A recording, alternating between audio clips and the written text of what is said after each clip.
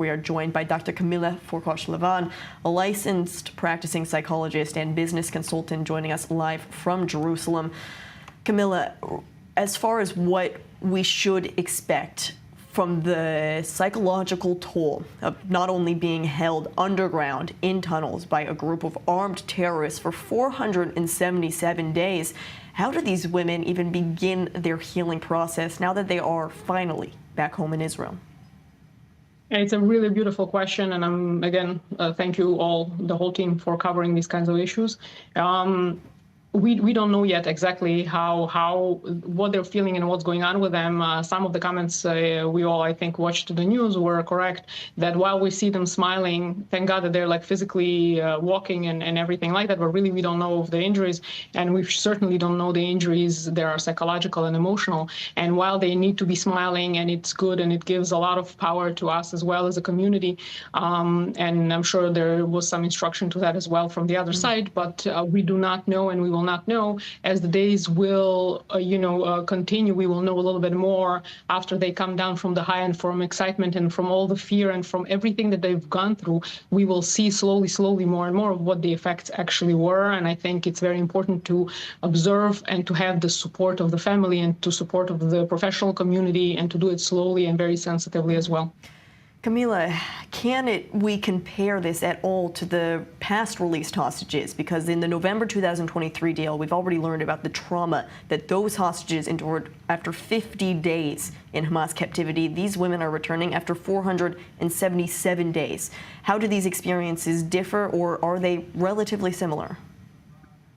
Again, brilliant question. I can tell you from like years and years of working with torture victims and different stories, different family structures, and also different amounts of time that each one goes through, and different ages and things like that. There are similarities regardless of how many days you were there. Depends on how everything went, and also depends on the personality and the support system, the internal support system of a person that they already have built up, and their reaction to the situation themselves. So we do not know right now, meaning just the days themselves do not necessarily play the role. Yes, they might, but they don't necessarily play the role, meaning there could be more exposure to stress, which obviously there was, but also it depends again on the person and also on the situation and who was holding them, how they were treating them, what was happening. We again do not know exactly. There could be problems with sleeping. We know there could be stress. There could be that the person closes themselves up, or the opposite, will want to explore the world, sometimes without any boundaries. Yes, it could be also that some might end up missing their captors, as we know with the different symptoms like that sometimes happen, as well as they get tied and feel closer to them, in part because they were dependent for their survival on whoever was holding them. So all these things, we need to be completely open and very flexible to hold this space for them, whatever it is that will come out for each one of them. And they all will be receiving professional psychological treatment, but as far as their friends, as far as their family members, as far as the neighbors that live next to them are waiting to see them return to their apartments, how can the general public or anyone that knows these women help in their healing process?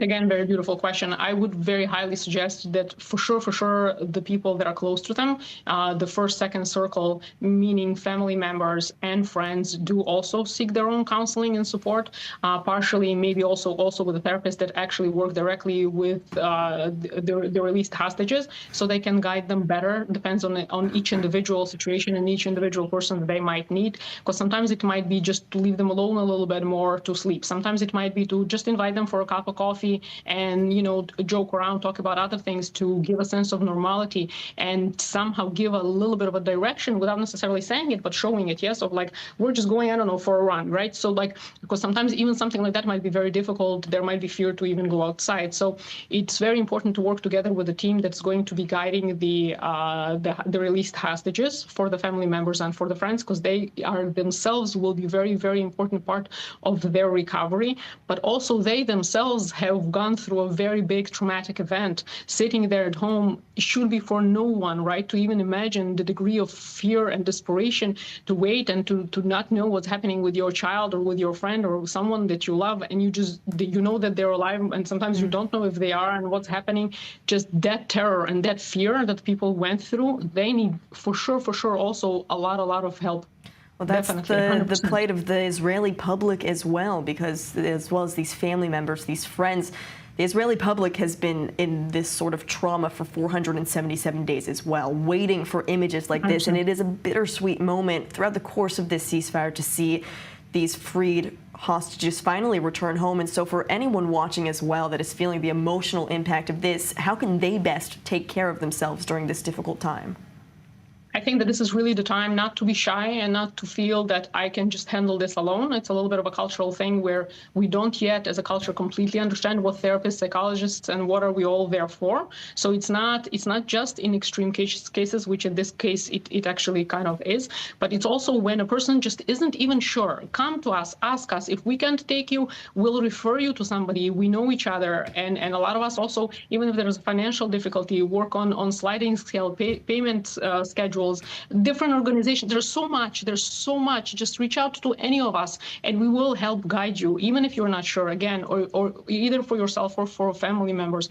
And I think the point that you're making is very, very strong, because it affected all of us as a society, not just within the physical boundary of Israel, but also beyond, because we're all related to each other. We all have a cousin in this country or in that country, or a friend somewhere, and somebody knows somebody, or somehow we're all so closely knit, and so everyone knows each other really within the whole world, right? So we're all affected, and I can see it also through different clients that I work, internationally. Everyone is living with this. Everyone's watching this. Everyone's like really so strongly into it. So my suggestion is do go to therapeutic assistance, but also up your self-care. In times of stress, people don't feel like upping their self-care, but do take a longer shower, take that cup of coffee, go for a walk, sit under the tree, something to release a little bit that stress, so you can be, able to whatever is your role, to be a mother, a father, or something. And also understand that a lot of this, and I think people do understand this, but I just want to highlight it, a lot of this is happening with a lot of psychological warfare that does affect us. Even if we understand that there is a psychological warfare that's going on, and on the other side, there are also very, very smart people there that aren't scrupulous about using any psychological trick possible, as we see already even now, who's being released, who's not being released, names, videos that were there before. So they are playing that game in a very strong and powerful way to disconnect us, to have us fight each other, to have us be in this space of more stress. So kind of fight against that, try to, be friendly to each other, and understand that we are here for each other. Go out, go for a cup of coffee even. It sounds like maybe it won't solve anything, but it will help you continue for another day. It is an emotional day, and these bittersweet emotions certainly not only felt here in Israel, but as you're right, all of our viewers watching all over the world who have been waiting to see images like this happening today. Dr. Camilla Forkashn-Lavon giving us some valuable insight into how best handle and tackle these emotions. Thanks for joining us. Thank you so much again.